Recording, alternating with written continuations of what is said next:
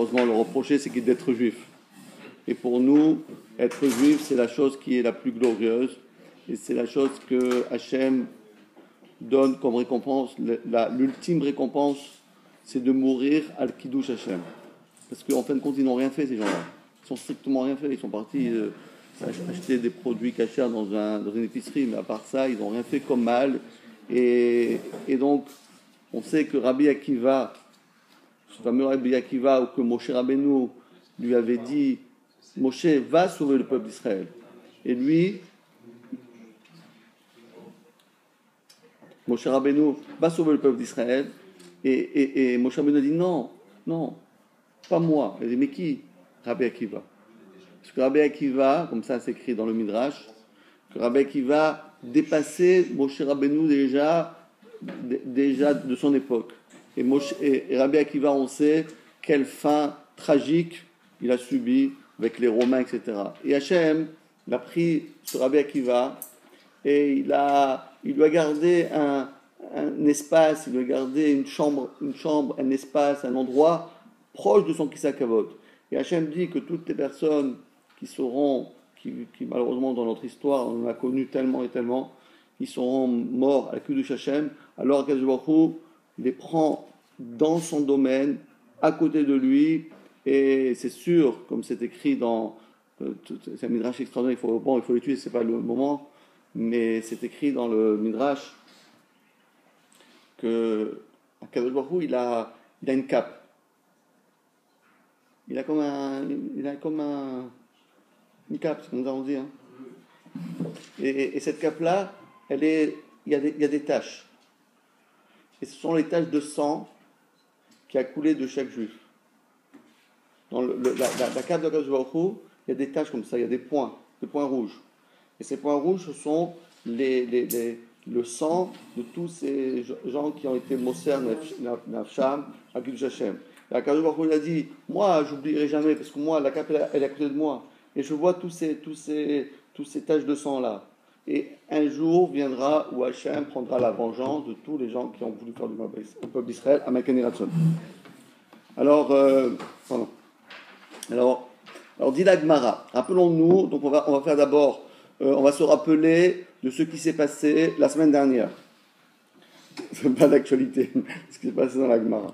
Alors rappelons-nous, on avait appris que Rabbi Chia Bar Ashi, c'était un grand maître de la Gemara, avait dit au nom de Rav. Rav, pour nous, il est considéré, c'est son nom, hein, c'est pas le Rav, il est Rav, mais à part ça, il s'appelle Rav. Donc on aurait dit aujourd'hui Rav. Donc c'est le Rav, Monsieur Rav, qui est le Rav. Bon, on l'appelle Rav parce que c'était ça son nom. Et ce grand maître-là, lui c'est déjà un Tana, Rav Tana ou Palig. Lui il était déjà dans les Tanaïm. Et ce grand Rav nous avait appris qu'on a eu par Moshe Rabbeinu des halachot, des dinim qui ont été transmis à Moshe Rabbeinu.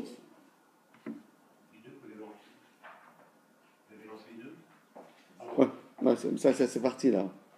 Et il avait Moshe Rabbeinu lorsqu'il faisait la sieste là-bas dans le ciel. Alors il dit viens, on va faire une petite ravouta. Il a appris plein de choses comme ça qui ne sont pas écrites, des choses sympas quoi, les trucs sympas quoi. Il a dit ça s'appelle Halakha le Moshe Misinaï. Bien, je te raconte une petite histoire, etc. Et donc ces petites choses là sont considérées halakha, c'est une halakha, les Moshe qui provient de Moshe Misinaï qu'il a reçu du Sinaï. Et Rav Chia Bar Ashi, on avait déjà parlé ça déjà dans les autres shiurim. Et là, on vient nous donner maintenant 3 autres halakha, les Moshe Misinaï, que Moshe a reçu des lois orales que le Moshe Rabbeinu a reçues sur le mont du Sinaï. Un s'appelle les shiurim. Vous savez que nous, on a toutes sortes de manières de calculer. On sait qu'on doit prendre un kazaït de matzah pour manger pour le soir du seder. On sait qu'on doit boire un révi'i de vin pour le kiddush. On sait qu'on doit, pour Yom Kippour, il faut manger la quantité d'une date, etc., etc. Et ça, d'où on le sait, d'où on sait que c'est correspondant à une olive, c'est 30 grammes, d'où est-ce qu'on sait que c'est correspondant à un révi'it, que c'est 15 centilitres, D'où est-ce qu'on sait que ça correspond à une kakotevet, etc. D'où est-ce qu'on sait ça? À la Ramajim Sinai. C'est mon cher, tu sais quoi, mon fils, tu sais, quand tu fais kidouche, tu bois comme ça. Quand tu manges la matzah, tu prends ça. Quand tu fais ça, tu fais ça.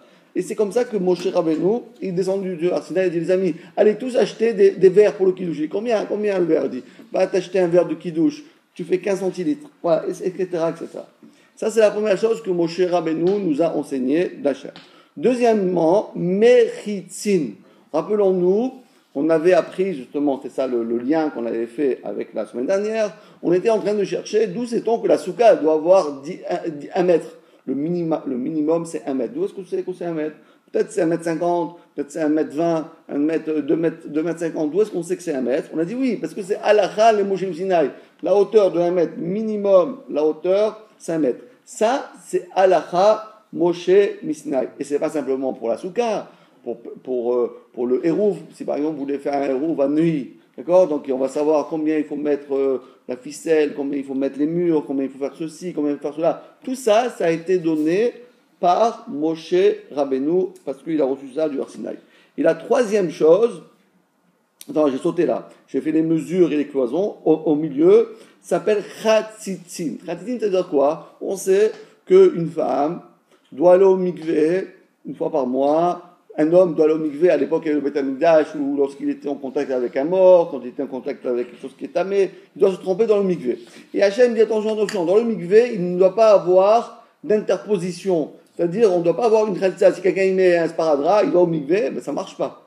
Parce que on doit voir directement, l'eau doit adhérer, doit être à même le corps. Donc d'où est-ce qu'on sait cette halakha? C'est pas écrit a priori dans la Torah qu'il ne faut pas avoir un sparadrap ou un scotch ou bien de la peinture ou n'importe quoi sur son corps. D'où est-ce qu'on sait ça? C'est halakha, les Moshe Sinai. Donc si on se répète, il y a eu 3 halakha. La première, c'est les mesures. La deuxième, c'est hatitza, de ne pas que l'eau fait corps entièrement au corps de l'être humain. Et troisièmement, la grandeur, l'épaisseur, la hauteur de tout ce qu'on appelle les cloisons, les méchitot. Tout ça dit Rav, dans les mots, Amar Rafria bar Ashi, dit Rafria bar, c'est le fils de Ashi, Rav Ashi. Amar Rav, au nom de son maître qui s'appelle Rav, Shiurim, Shiur. Le shiur, c'est le cours. Pourquoi le shiur, ça s'appelle le cours? Parce que le shiur, il donne des vraies mesures. Parce que quand vous étudiez tout seul, peut-être vous vous trompez. Mais lorsque vous êtes dans un shiur, il vous donne bien, la bonne mesure. Donc, shiurim, chatzitzin. Chatzitzin, c'est chatzitza. Chatzitza, ça veut dire faire corps. Donc, interposition. Ou bien, mechitzin, c'est mechitza, c'est-à-dire une cloison, donc une séparation.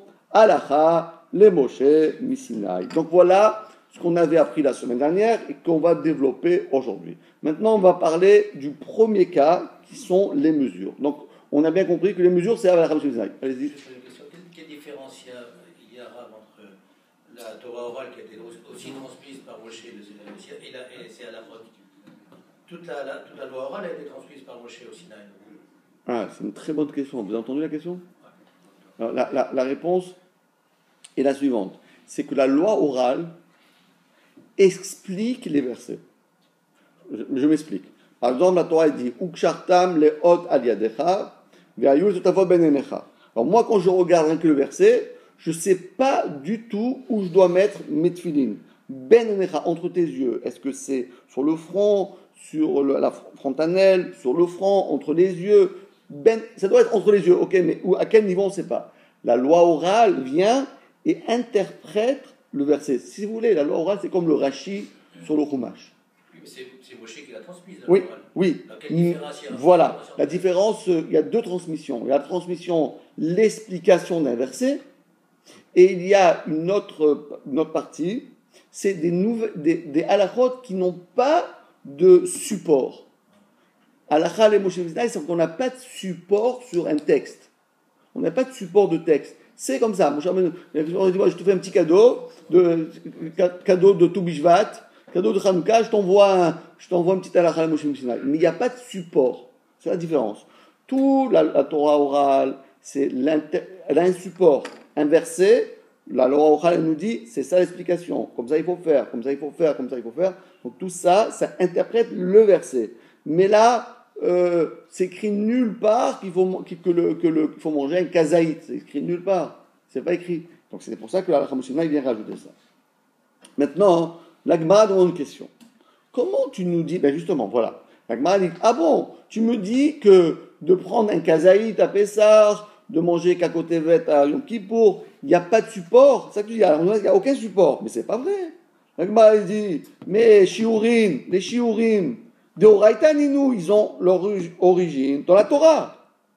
Il y a un verset explicite dans la Torah qui va nous donner comment faut-il agir par rapport à telle situation pour le kiddush, pour l'avdallah, pour le kazaïd, pour ceci, pour cela. On a tout écrit dans la Torah. Donc quand tu me dis que c'est Halakha et Musinai, c'est la Torah chez Baal Peh, et c'est pas Halakha et Musinai.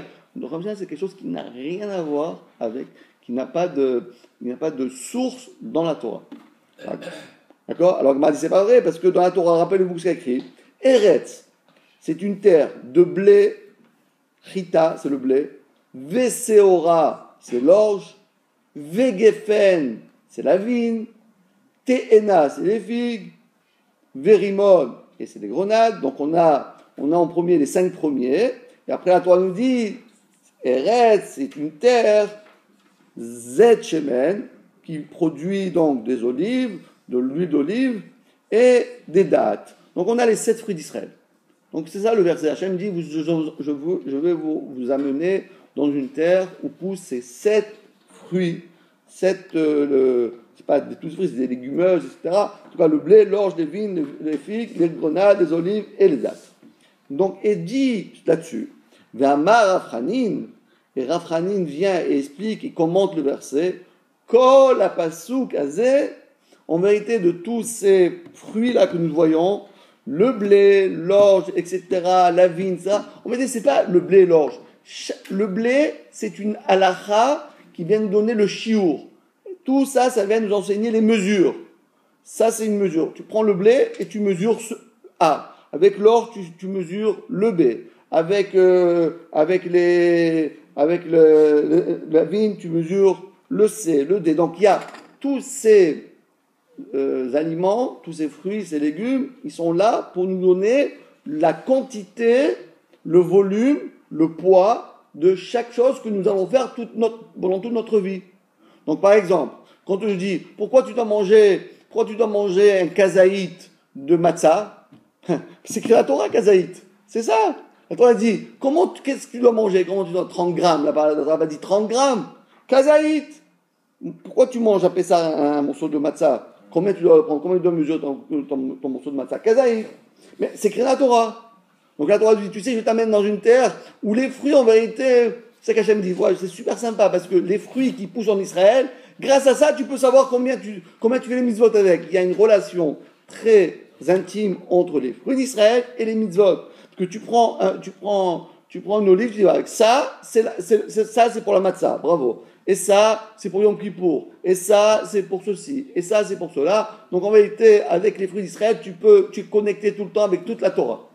C'est ça que la Gemara dit, c'est ça qu'il dit Rafani. Et la Gemara va maintenant donner 7 exemples. Qu'est-ce qu'on fait avec le blé? Avec le blé, qu'est-ce qu'on va avec le blé? Alors écoutez bien, c'est un peu tiré par les cheveux, le blé, parce que c'est une halakha qu'on l'utilise très très très rarement. Mais malgré tout, on a quand même besoin du blé. Pourquoi? Qu'est-ce qu'il y a le blé? Dans notre vie, quand est-ce qu'on va utiliser le blé, la graine de blé, pour pouvoir déduire, apprendre, mettre en pratique une halakha? Quelle halakha est avec le blé? Alors écoutez bien. Chita, les bêtes amenuga. Parce que grâce au blé, on va comprendre une halakha très pointue de ce qu'on appelle une maison atteinte de tsarat. À l'époque de la Torah, il y avait ce qu'on appelle la tsaraat. Tsaraat, ça veut dire la lèpre. Mais la lèpre, c'est pas simplement comme on imagine, c'était une maladie de la peau, parce qu'elle pouvait atteindre le corps, ok, mais atteignait aussi les habits. Ça, on n'a jamais vu. On n'a jamais vu que la lèpre, elle s'attaque aux habits.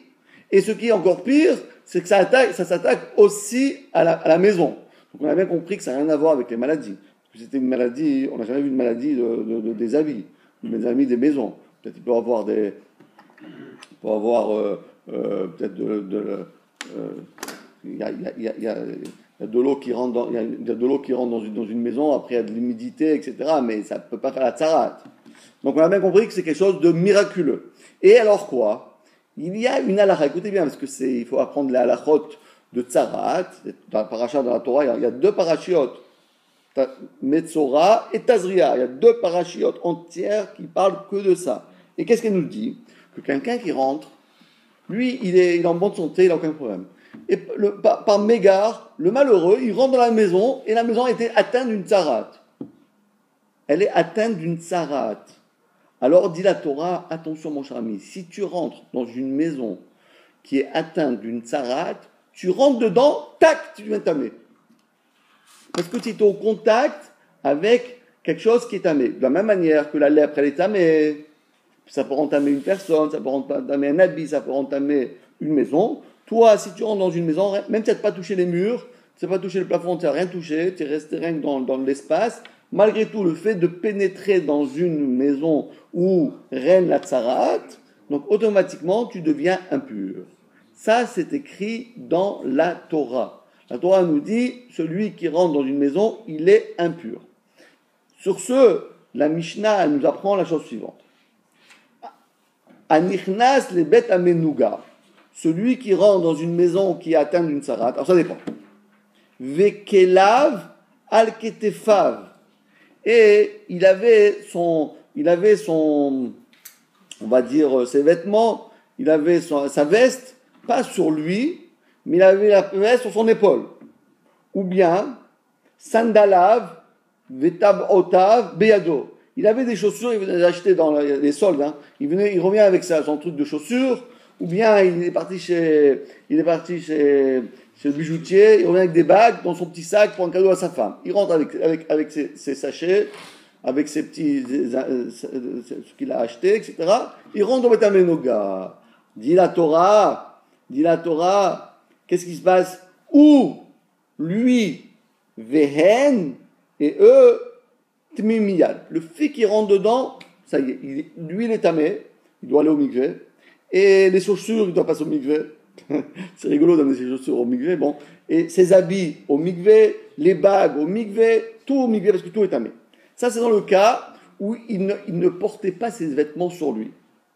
Mais, Aya Lavouche, si il était habillé, il était vêtu, Kela avec ses vêtements, Vesandalav, Beraglav, il avait les chaussures, donc aux pieds, il avait Tabrotav, ses anneaux, Be'etzbeotav, sur ses doigts. Alors, en ce cas-là, ça dépend.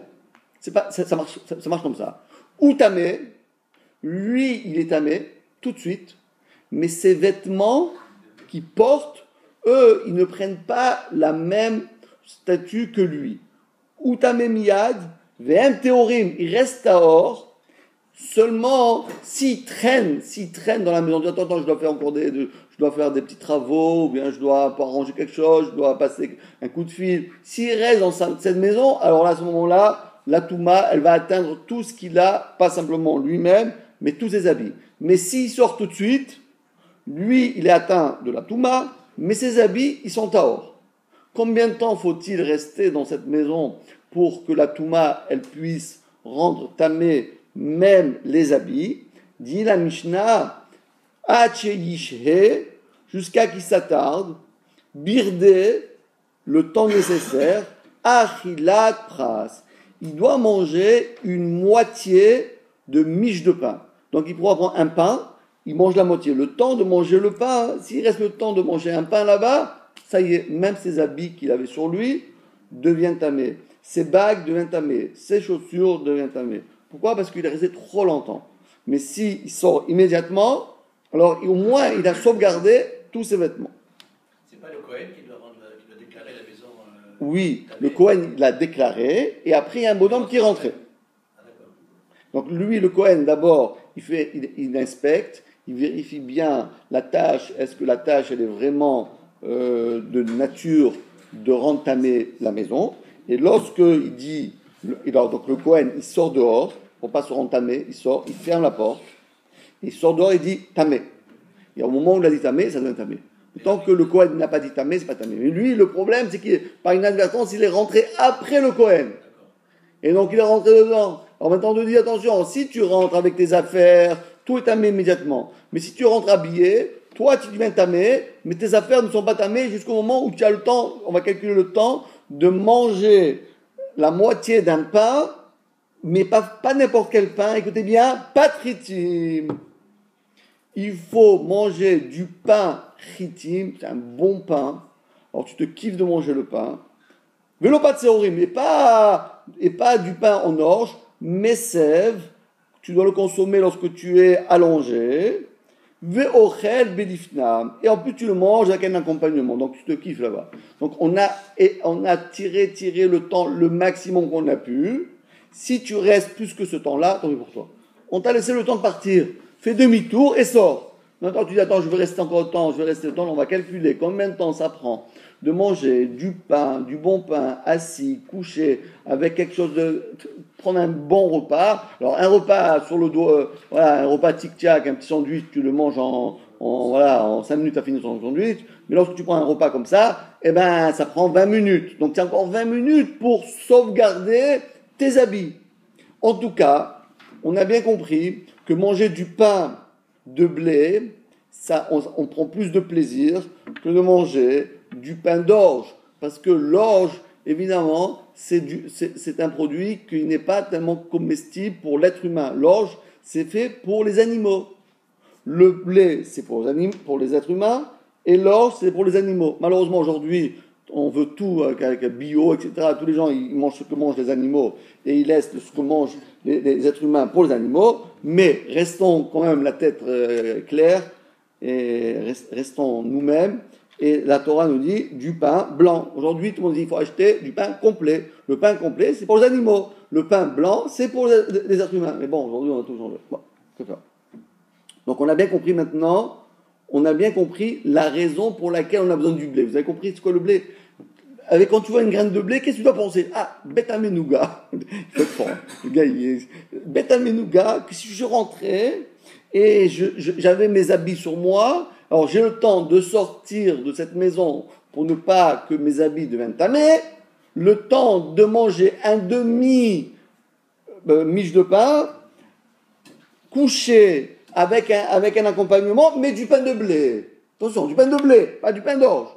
Donc rappelez-vous, dès que vous voyez une graine de blé, ça va faire tilt. Ça veut dire que c'est plus long de manger du pain de blé que du pain d'orge? Bah oui. C'est ça que ça veut dire. Ouais. C'est ça. Donc on a tiré au maximum le temps. Maintenant, ça c'est le premier. Maintenant, lorsque vous voyez une graine d'orge, qu'est-ce que vous pensez? Qu'est-ce que vous en pensez d'une graine d'orge? Une graine d'orge, c'est une graine d'orge. Pas du tout. La graine d'orge, elle vient nous apprendre une halakha. Qu'est-ce qu'elle vient nous apprendre? Tetnan, on a appris dans une Mishnah, Keseora, metame bemaga ou bemasa, veno metame baoel. Il y a une halakha qui dit la chose suivante.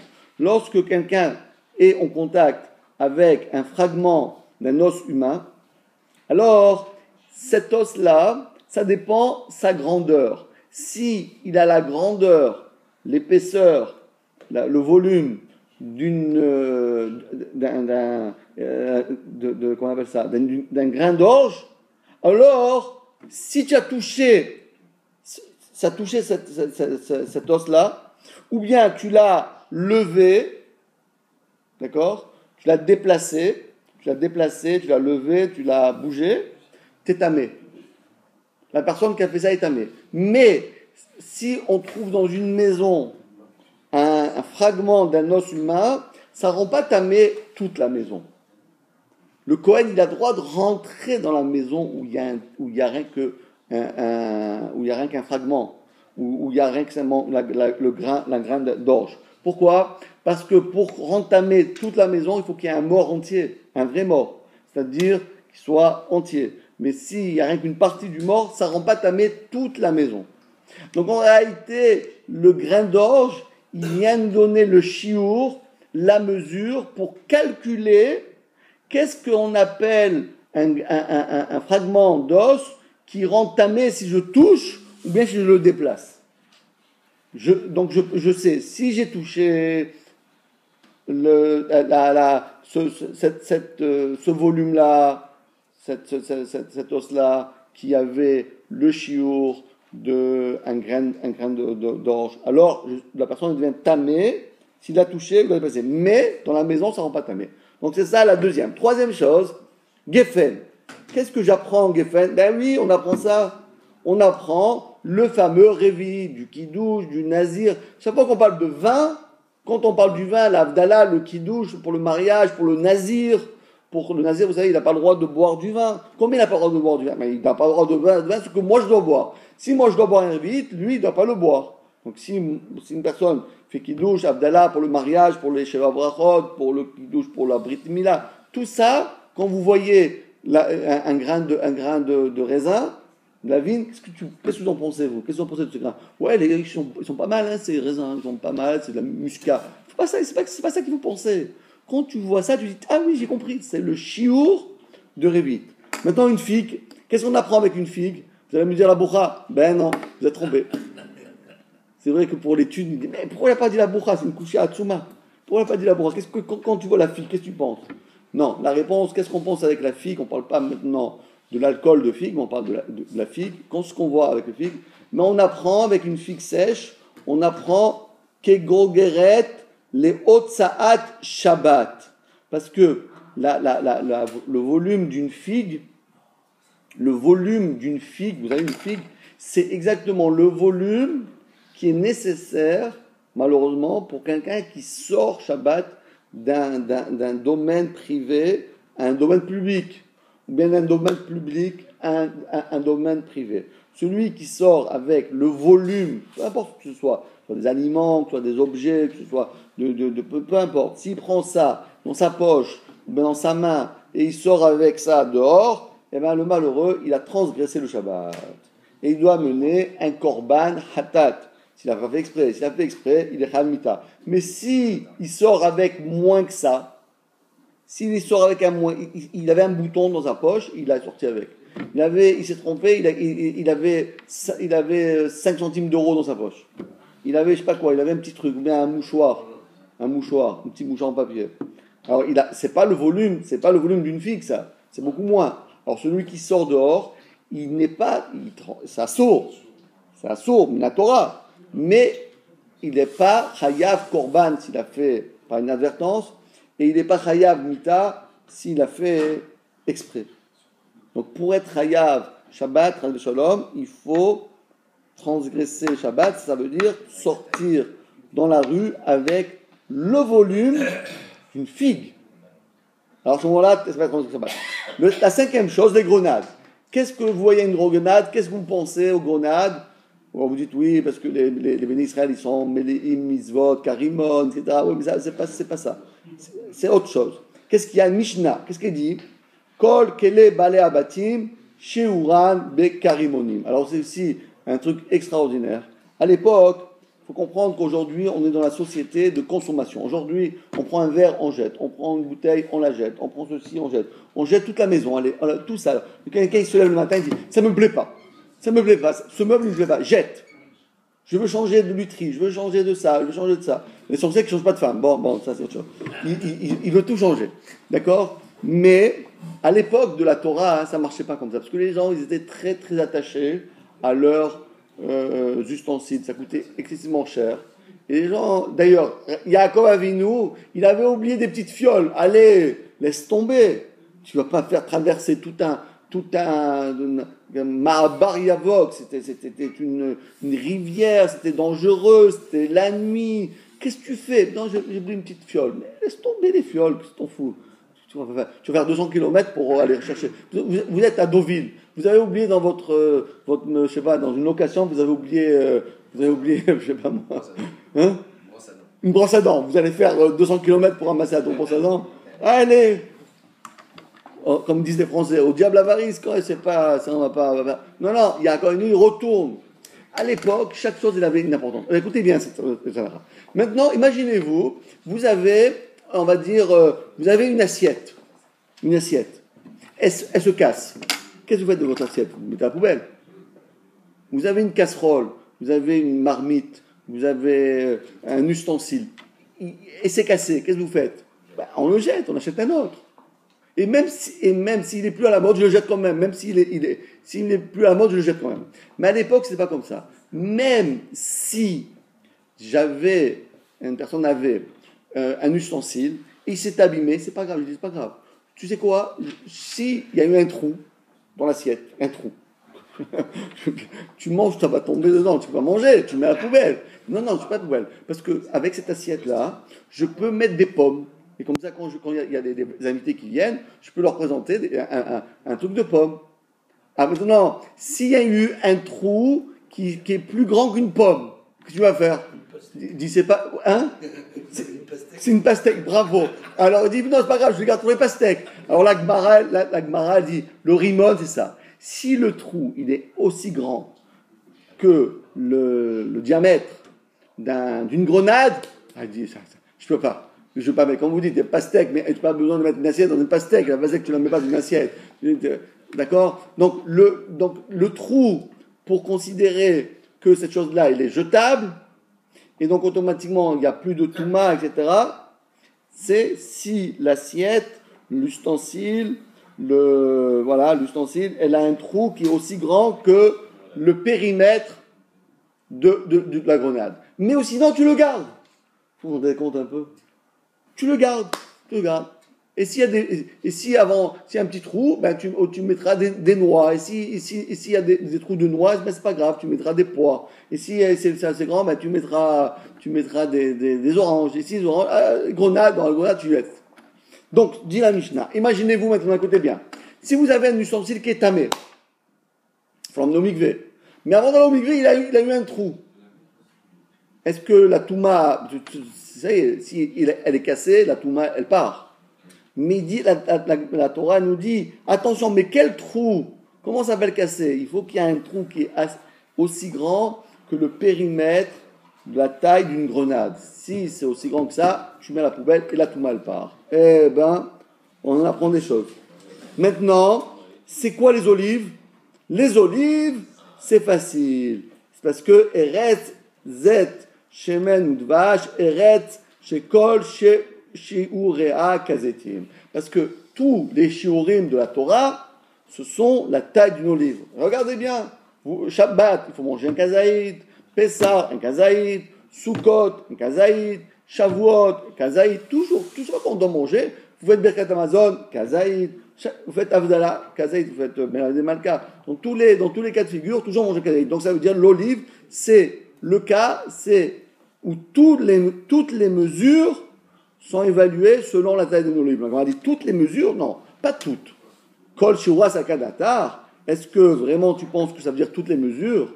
Aïkaane, d'Amran, pourtant on a parlé, on est là, rappelez-vous, on est dans le numéro 6. Il y en avait 5 autres, c'est pas des olives. Il y en a qui sont des graines de blé, il y en a qui sont des graines d'orge, il y en a qui sont des révites, il y a des gens qui sont à côté vêtes, etc. Ma répond, non, ce que je veux dire, et la Emma, Sherov, Shiurea, Kazetim. Non, la plupart des cas, c'est kazaïd, sauf les exceptions qu'on nous avons données. Donc, en général, toujours c'est kazaïd, sauf les cas qu'on a dit, le blé, l'orge, pour la boisson, c'est un révite, et pour les grenades, c'est pour casser les ustensiles. Bon, mais à part ça. Alors, le dernier maintenant, Dvash. C'est quoi Dvash? C'est les dates. C'est quoi? Kakotevet Agasa Beyom Akipurim. Parce que Yom Kippour, pour transgresser Chazve Shalom, le Yom Kippour, il faut que quelqu'un il mange le volume d'une date. C'est presque 2 fois l'olive. C'est 2 fois l'olive. Ça veut dire que quelqu'un, pour considérer qu'il a transgressé, d'ailleurs, ça va beaucoup nous aider ça par rapport au cas où il y a des gens qui sont malades. Alors, ils veulent faire le Yom Kippour, mais ils sont malades. Alors, qu'est-ce qu'on fait pour ces gens-là? Ils disent, moi, je veux jeûner, mais je ne peux pas. Le médecin, il m'interdit de jeûner à Yom Kippour. Qu'est-ce qu'on peut leur trouver comme système? Le système il est là. Ça veut dire qu'on dit, c'est quoi? Pour transgresser Yom Kippour, il faut manger le volume d'une date. Donc, tu sais ce que tu vas faire, toi? Tu vas manger un petit peu moins qu'une date. Parce que tu es obligé. Et donc, évidemment, tu vas attendre un certain laps de temps, 9 minutes, 10 minutes, Et chaque fois que tu manges comme ça, le médecin dit, écoutez, monsieur, vous êtes besoin de prendre un repas. Ok, je prends un repas. Tous les 9 minutes, je prends un petit peu moins que 50 grammes. C'est pas mal, c'est 50 grammes avec 200 grammes, en 4 fois, tu as pris un repas. D'accord? Mais tu n'as pas transgressé Yom Kippour. Tu n'as pas transgressé, parce que pour transgresser Yom Kippour, il faut manger d'un seul coup, d'un seul trait, le volume d'une date. Ça, c'était le cas de Rabbi, ça c'est les 7 fruits d'Israël. Donc c'est très beau, donc les fruits d'Israël, ils correspondent aux shiurim, aux quantités et donc les mesures de la Torah. Donc on revient à la question. Est-ce que les mesures, ce sont Halakha, les Moshe, Sinaï, ou c'est écrit dans la Torah? Mais c'est écrit dans la Torah. Donc qu'est-ce que tu m'as dit toi, Rav Hanin?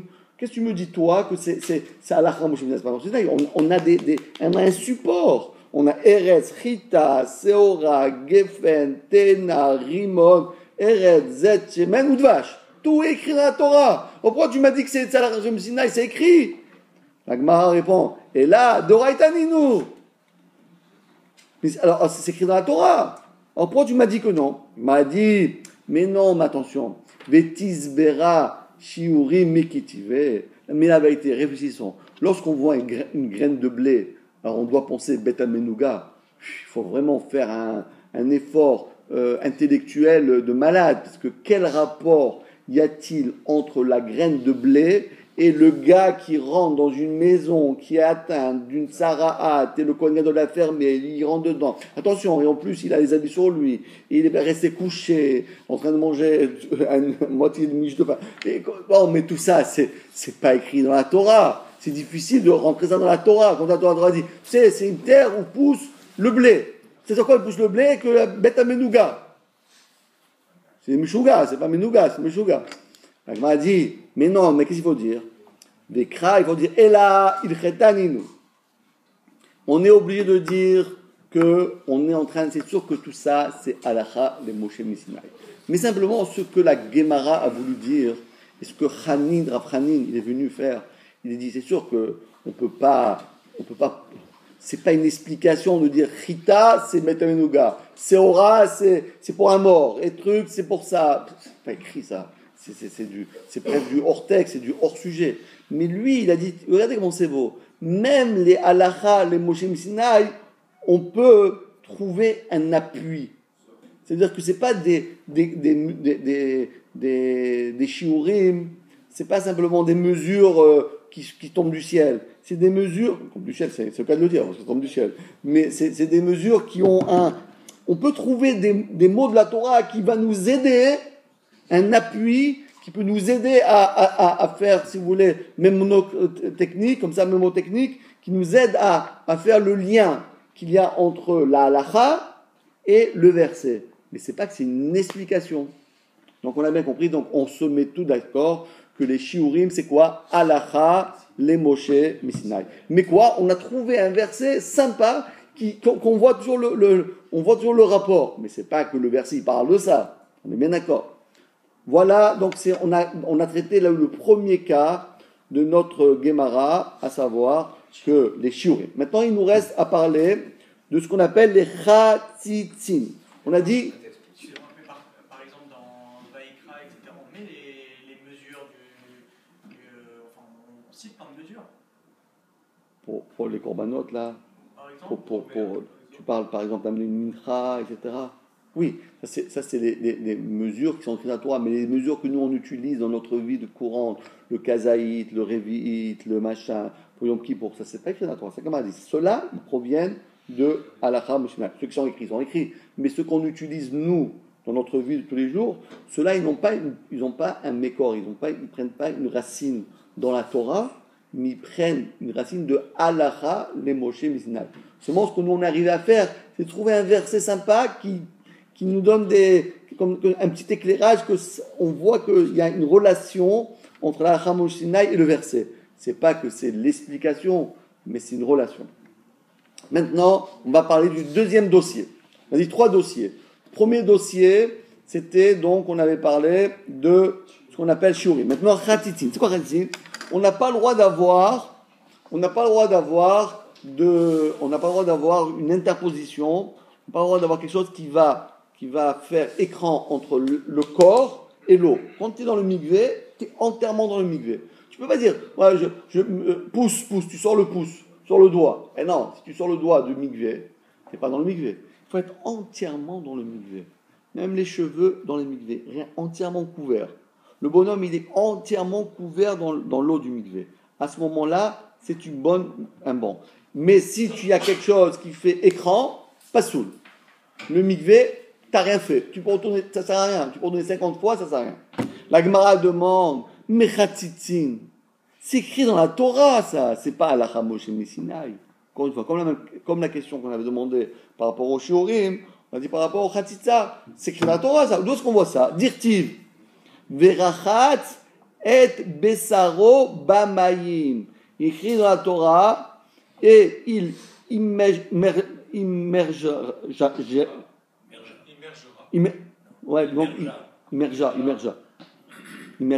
Sa chair dans l'eau. Dans la Torah, c'est écrit qu'il faut que la chair, elle est dans l'eau.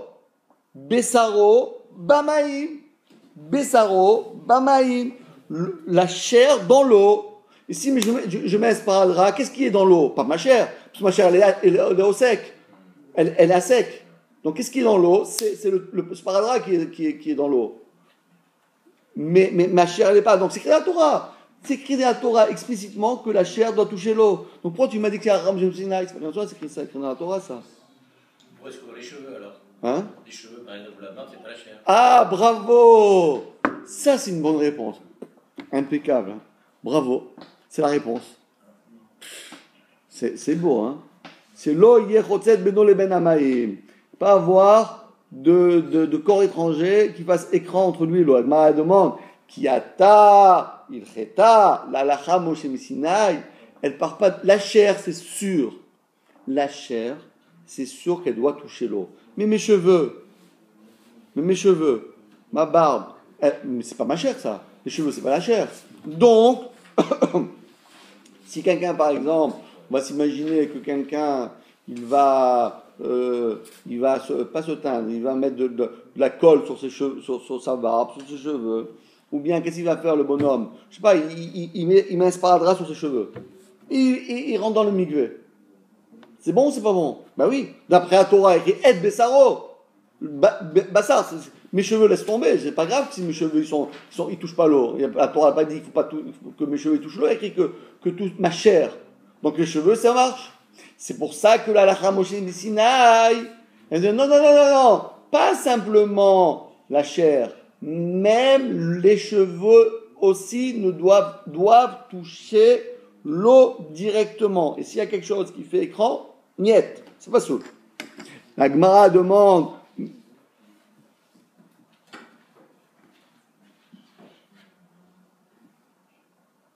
Oui, Bessaro.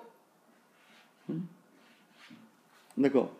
Et d'ailleurs, parce que on a appris que les cheveux aussi peuvent être un problème dans le mikvé.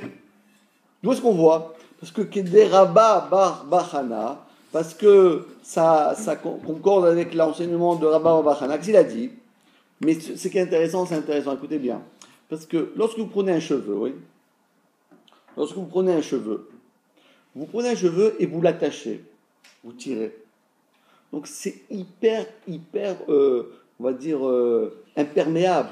Le nœud, il est tellement, on va dire, il est tellement bien noué, tellement bien serré, que l'eau, il ne pénètre pas à l'intérieur du nœud.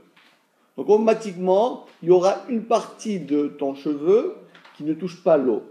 Maintenant, si vous prenez 3 cheveux, 1, 2, 3, et vous prenez les 3 ensemble et vous les attachez.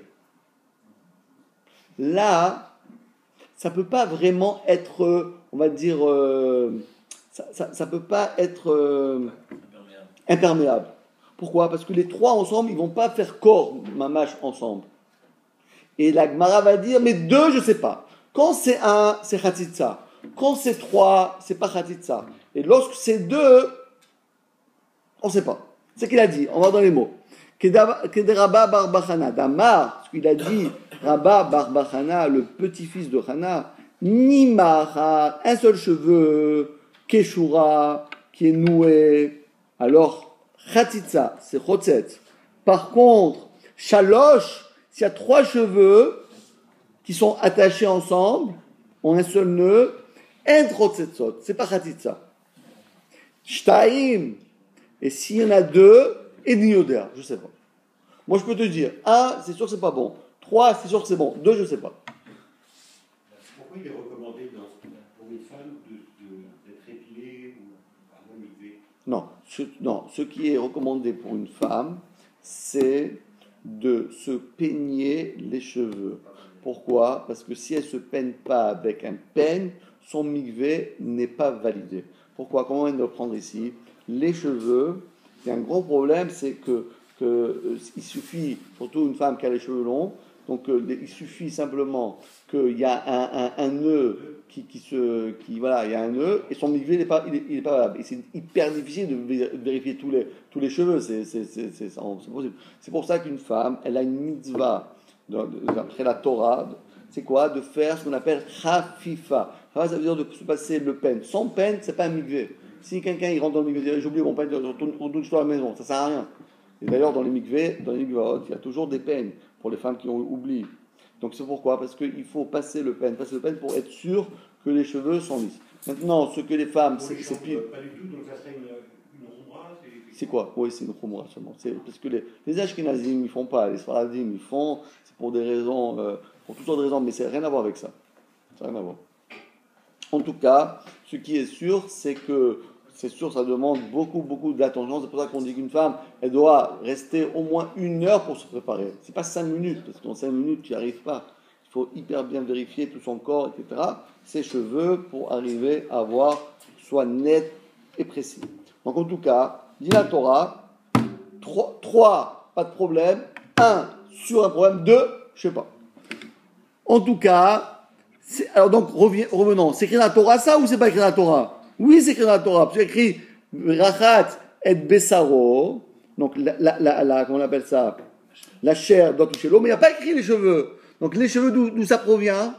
De Halakha la Moshe Messina. Bravo. La Gemara a dit non, c'est pas vrai. Même les cheveux, ils sont écrits dans la Torah.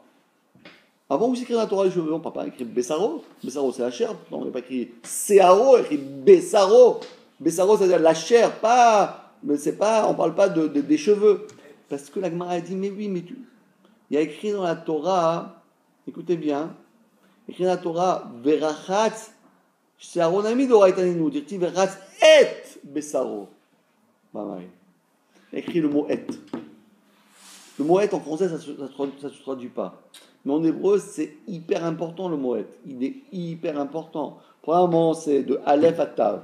C'est la première lettre et la dernière lettre. Mais à part ça, toujours quand on écrit le mot et, par exemple, je vous pose une question, vous la connaissez cette réponse. Quand la Torah dit Kabed et avicha ve et imecha, honore ton père et ta mère. Pourquoi la Torah elle a marqué et avicha, ton père? Kabed avicha. Pourquoi la Torah dit honore et avicha, honore ton père? Ok, avicha c'est ton père. Kabed c'est honorer. C'est quoi le et au milieu là? À quoi il sert? Bravo. Ça va inclure ton grand frère. Ça veut dire que non seulement on a une mitzvah de respecter son père, mais on doit respecter aussi son grand frère. Alors, pas tous les frères, parce que celui qui a 10 frères, le dernier, il dit je ne termine pas. Le premier, c'est-à-dire le plus grand. Donc on a une mitzvah d'honorer son grand frère. Ici, la même chose. Quand la Torah dit, tu sais, tu dois laver, tu dois être au contact, tu dois mettre au contact ta chair dans l'eau. Mais la Torah va dire Bessaro Bamaim, aide Bessaro. Aide Bessaro. Qu'est-ce que ça veut dire Bessaro? Ça veut dire même ce qui est auxiliaire, même une chose qui n'est pas vraiment ta chair, mais qui est attaché à ta chair. C'est quoi? Qu'est-ce qui est à part notre chair? Qu'est-ce que c'est? C'est peut-être les ongles. Les ongles sont vraiment dans notre chair. C'est les cheveux. Ça veut dire, en vérité, les ongles et les cheveux, c'est la même chose, mais ce sont les choses qui sont auxiliaires au corps. La Torah dit, c'est pas simplement ta chair, mais et Bessaro. Tout ce qui est auxiliaire à la chair aussi doit passer dans l'eau. Donc c'est écrit dans la Torah. Donc qu'est-ce que c'est à la Moshe Sinaï? il n'y a pas de Ramoshimina, c'est écrit dans la Torah. Alors, la chair, c'est écrit Bessaro. Et pour tout ce qui est auxiliaire, à savoir les cheveux, les ongles, etc., c'est écrit Et Bessaro. Donc, on a tout écrit dans la Torah. On a tout dans la Torah. Donc, c'est quoi la Ramoshimina? Sur ce, la Gemara, et on termine avec ça, écoutez bien. Kiata ilcheta lekedera vitrak. Écoutez bien parce que c'est super important. Et d'ailleurs, c'est ce que les femmes et ce qu'on apprend en général aux jeunes khatanim, aux jeunes kalotes, comment il faut aller au mikvé, et on va leur apprendre. Et c'est ce qu'on va apprendre ce soir. Il y a Rabbi Yitzhak. Et Rabbi Yitzhak nous a enseigné. Il dit, d'accord. Donc on a bien compris. Nous, on a bien compris. De se tremper dans l'eau, la chair, c'est pas chou, c'est la Torah. Tout ce qui est auxiliaire à la chair, par exemple, les cheveux, les ongles, tout ça, c'est écrit dans la Torah qu'il faut le tremper dans le mikvé. Alors, c'est quoi la Rav Shulchan? Qu'est-ce qu'il va nous apprendre la Rav Shulchan? Rien de l'apprendre, j'ai tout. C'est clair, net et précis dans la Torah. Non, ça vient nous apprendre ce qu'a dit Rav Yitzhak. Qu'est-ce qu'il a dit Rav Yitzhak? Damar Rav Yitzhak. Écoutez bien, parce que c'est très fin. En réalité, qu'est-ce qu'on appelle quelque chose qui fait écran? On dit là, j'ai quelque chose sur ma chair qui fait écran au mikvé. Ok. Qu'est-ce que c'est quelque chose qui fait écran? Alors écoutez bien, il y a deux paramètres. Il y a paramètre A et paramètre B. Paramètre A, c'est la quantité, on va dire est-ce qu'il s'agit de la majeure partie du corps ou bien rien qu'une petite partie du corps? Est-ce que c'est tout mon corps, la majeure partie de mon corps qui est recouvert avec cette ratitsa, ou bien rien qu'une partie de mon corps qui est recouvert par cette ratitsa? Est-ce que c'est le rov ou bien c'est le miout? C'est le premier paramètre. Ce serait important de savoir qu'est-ce qui a été recouvert. Je suis allé au mikvé, j'ai plongé au mikvé, mais j'avais une combinaison de plongeurs. T'es pas au mikvé. Le rov, il était couvert par quelque chose d'autre. Donc tout le monde a compris que le rov, c'est niet. Mais maintenant, il y a un deuxième paramètre. Est-ce que la partie qui couvre mon corps, même si elle est majeure, elle est la majeure partie, est-ce que c'est quelque chose qui est, on va dire, qui me dérange, ou bien au contraire, c'est quelque chose qui m'arrange? Je m'explique. Lorsque quelqu'un, par exemple, il a un sparadrap, vous savez, il y a des gens qui sont tellement nerveux, chaque seconde, ils ont envie de l'enlever.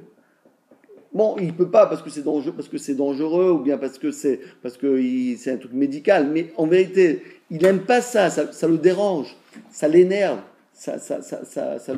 il est obligé de partir, de rester avec ça, parce que sinon après il va avoir encore plus de problèmes. Mais c'est quelque chose que quelqu'un, par définition, il est makpid. C'est comme makpid, ça le dérange.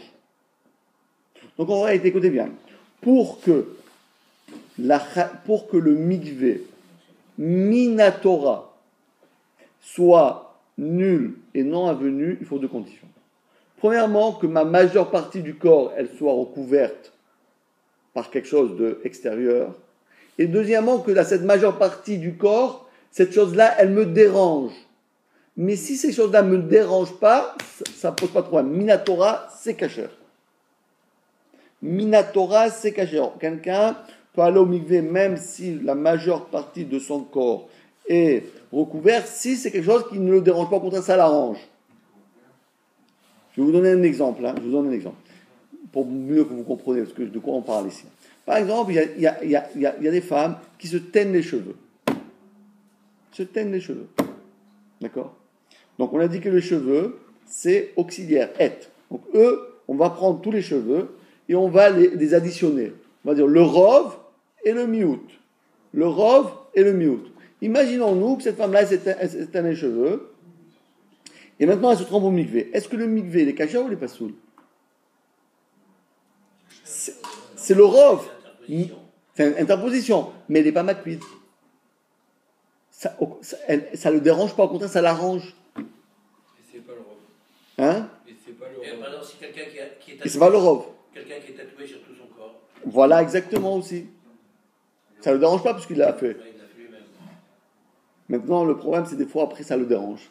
Après, il fait tchouva, il dit, bon, qu'est-ce que j'ai fait comme affaire, etc. Alors bon, après ça, il y a d'autres halakhot qui rendent l'argent. Donc écoutez bien, Minatora, il faut deux conditions. Premièrement, il faut que ce soit le rov du corps. Et deuxièmement, il faut que c'est quelque chose qui me dérange. Mais si moi j'aime ça, au contraire, ça m'arrange. La preuve, c'est que je l'ai fait. Tu vas me dire que c'est khatitsa. Khatitsa, c'est quelque chose, un corps étranger.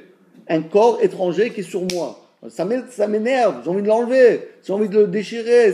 Ça m'énerve, je ne peux pas garder ça. Ça, c'est khatitsa. C'est quoi khatitsa? C'est quelque chose qui fait. C'est un corps étranger. Mais je vais prendre un exemple. Il y a des femmes qui se vernissent à honte, d'accord? Ok. Eux, ça les dérange? Non. Ça ne dérange pas. Oui, c'est interdit. Hein? C'est interdit, on va voir pourquoi. Mais Minatora, c'est pas interdit. Parce que c'est pas Makpid. Et maintenant, la suite, écoutez bien. Mais Gazrou, Al-Rubo, Sheino Makpid. Mais Ramal, ils ont dit non. Ça, Minatora, il faut deux conditions pour que le mikvé ne soit pas caché. A et B. D'abord, le Rov. Et deuxièmement, Makpid. Donc le Rov, la majeure partie du corps, plus que je suis énervé. Ça me dérange. Vraiment, ils ont dit, c'est quoi? Nous, on va faire une zéra. Et qu'est-ce qu'on va dire? Que même si tu as le rov, mais ça ne te dérange pas, ça ne marche pas non plus. Et la même chose, ils ont dit, et plus que ça, et même si tu as rien qu'une petite partie, mais ça te dérange, aussi ça ne marche pas. Par contre, si tu as une petite partie et ça ne te dérange pas, ça c'est caché. Alors une alliance d'une femme ou d'un homme d'ailleurs. Une alliance, ça ne dérange pas? Ça dépend, ça veut dire que ça ne dérange pas. Ça dépend. Si cette femme-là, elle enlève des fois, ça veut dire, c'est quoi comment on va calculer? Ça me dérange, ça ne me dérange pas? Si elle le garde tout le temps. Mais si des fois elle enlève, parce que quand elle fait les chalotes, ça la dérange, ça rentre ici, ça la dérange, lorsqu'elle fait de la pâte ou bien lorsqu'elle fait des activités, des fois elle enlève, ça s'appelle que ça te dérange. Mais si jamais tu l'enlèves, elle peut aller au milieu avec. D'accord? Pourquoi? Parce qu'encore une fois, donc je répète, Minatora, deux conditions pour que le mikvé il est pas valide. Premièrement, le rov. Mais ça ne suffit pas le rov. Le rov, et en plus de cela, ça me dérange. Rov et dérangé, ça c'est Minatora niet. Et enfin, ils ont dit c'est quoi sur ces deux? Si on a un sans l'autre, ou bien l'autre sans l'un, ça ne va pas non plus. Si tu as le rov, même si ça ne te dérange pas, ça ne marche pas. Ou bien, si ça te dérange, même si tu n'as pas le rov, ça ne marche pas. Mais si tu as rien qu'un tout petit peu, et ça ne te dérange pas, alors là, ça marche. Dans le cas des deux cheveux mêlés, alors. Hein? Dans le cas des deux cheveux mêlés. Alors, les deux cheveux mêlés, les gens, ça les énerve. La preuve, c'est que toujours les gens, une femme, elle se coiffe, elle veut que ce soit lisse, elle soit propre, elle ne veut pas comme ça, des cheveux mêlés, etc. Bon, on parle pas des Beatles, hein, c'est autre chose, mais... D'accord? Alors le vernis, ça rentre dans la catégorie des... Alors, le vernis, alors justement, mais le vernis, alors on dit comme ça, pour les gens qui sont des Baal Tshuva, qui sont au début de leur Teshuvah, pour eux c'est trop important, ils disent, bon, déjà, je vais au mikvé, c'est dire merci beaucoup, c'est hyper dur, etc. Alors, on leur dit, c'est pas grave, vous pouvez. Mais, vous pouvez aller avec... Mais il faut que le vernis soit impeccable. Parce qu'une femme, elle aime bien avoir des vernis. Mais lorsque le vernis commençait à craqueler, ou bien l'ongle pousse, et on voit un petit peu là, comme ça, oui, non, qu'est-ce que tu dis, pardon, voilà, ça la dérange, donc ça ne marche pas. Mais pour les gens, les femmes religieuses, non, parce qu'on a dit comment de dire, parce que c'est quand même une khatitsa, d'accord? Des fois ça énerve, hein? On enlève pour les gens. Mais on permet, comme ça on fait ici à Neuilly, pour des gens qui sont très loin de la Torah, pour au début, si tu leur dis faire ça, ou ah, non, c'est pas pour moi, laisse tomber cette affaire, trop dur, moi je peux pas faire ça. Comme c'est permis, mi-karadine, on fait. Mais, comme c'est écrit dans le Rama, que les bénotes Israël, les femmes juives ont pris sur elles d'enlever tout, parce que tu dis, ça ne m'énerve pas, ça m'énerve, ça... Bon, combien de des fois ça m'énerve, oui, des fois ça m'énerve pas, des fois je suis hyper stressé, des fois pas stressé, des fois ça se casse, les faux ongles, etc. Donc on a dû de tout enlever. Mais pour les gens... Hein, Il faut les enlever. Ah oui, il faut les enlever, c'est sûr. Les vrais ongles, il faut les couper. Et en plus, les vrais ongles, il faut les couper. Pourquoi? Parce qu'en vérité, on pourrait les laisser, oui, mais... Les faux ongles, ils sont collés. Hein. Ils sont hyper bien collés, mais encore une fois, ça pousse. Ça pousse. Ils peuvent les enlever. Non, bah, bien sûr, on peut enlever. Mais le problème, c'est que ça pousse. Et après, c'est hyper pas joli. Et donc, alors, pour couper les ongles aussi, il faut couper les ongles. Pourquoi? Parce qu'on a toujours peur que vient se mettre à l'intérieur, entre la chair et l'ongle, des saletés, etc. Et ça, c'est grave parce que les gens, ça les énerve. Les femmes juives ne peuvent pas avoir les ongles longs. Non. Elles n'ont jamais les ongles longs. Si, ils ont le nom pendant 21 jours. Et après, on fait des tulotes. Shiramalot, pour que ça pousse vite, et hop, on prend le coupe. Shiramalot, et on le coupe. Shiramalot, et on le coupe. D'accord? Donc, on l'a bien compris. Alors, Gmara demande, mais je ne comprends pas. Et pourquoi tu ne veux pas? C'est clair, A et B.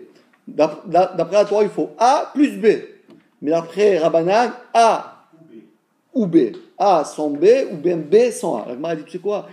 Mais s'il n'y a ni A et ni B, c'est caché. Donc, ça veut dire, si j'ai un petit morceau comme ça, moins que le rov, et en plus, je ne suis pas makpid, ça ne me dérange pas, je peux le faire. Alors, il m'a dit, pourquoi tu n'as pas été gozer aussi là-dessus? Aussi, tu as fait une zera. On m'a dit, non, ma demande. On a qu'à faire aussi même sur une mineure partie du corps, même si on n'est pas dérangé. Ou bien, ou inami mishum rubo shono makpid. On aurait dû aussi être interdit. Répondre à une réponse extraordinaire. Igufa gzera ve'anan nikum ve'nigzor gzera l'exera. Parce qu'on a déjà dit, Minatora, il faut deux conditions. Déjà, on en a enlevé une sans l'un sans l'autre. On peut pas enlever les deux. Déjà, on a, d'après la Torah, il faut les deux. Il faut A et B. On a dit A, même s'il n'y a pas le B. Le B, même s'il n'y a pas l'A. Mais si tu n'as ni le A et ni le B, c'est poussé trop à l'extrême. Ça, on n'est pas des extrémistes. Nous, les Juifs, on n'aime pas les extrémistes. Pourtant, c'est ce qui se passe actuellement. C'est comme ça que ça se passe. Parce que eux, ils ont pris sur eux. C'est les Benot Israël. Ils ont dit, on a peur on sait que c'est cachère, mais on a peur de faire des erreurs. Parce qu'on peut arriver après à faire des erreurs. Nous, on ne peut pas faire une erreur, mais eux, ils ont pris sur eux de ne pas le faire. Bravo les amis. Par rapport à la Khamosh Messinaï, alors voilà, donc on a bien compris, très bien. Donc justement, donc si on résume, donc se tremper dans le mikvé, tout le corps, ça c'est écrit dans la Torah. Que les cheveux soient trempés dans le corps, ça écrit dans la Torah. Et qu'est-ce qui vient la Khamosh Messinaï? La Khamosh Messinaï, elle vient nous dire que c'est seulement si tu as A et B. Dans ce cas-là, c'est pas soul. Mais si tu n'as pas, tu as A sans B ou bien B sans A, c'est rien que Midera Banane. Bravo.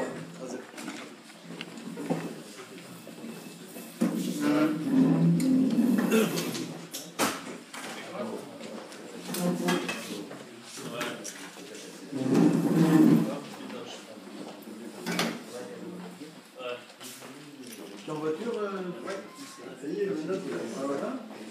Je rentrais deuxièmement pour la prendre. Ah oui. Ah oui, c'est tellement de ça va pas t'en servir. Oui, tellement de plaisir. Mais je voudrais bien que tu montes les astuces dont tu m'as parlé la semaine dernière. Non, mais tu dis que tu n'as pas de... Ah, tu sais que moi, quand on va un jour, pour la réduire, parce que tu avais recevoir aussi. C'est là-bas. Ils m'ont envoyé, j'étais aujourd'hui, tu sais, à la guerre. Oh. 1 heure, tac, tac, tac, ils ont vérifié. Combien t'ont pris? Hein? Rien, zéro, c'est gratuit ça. Ah, c'est... D'accord. Ah oui, toi, t'es dans 3 ans. Ouais, mais même. Pour que la garantie. Oui, c'est ça, c'est à cause de la garantie. Ouais.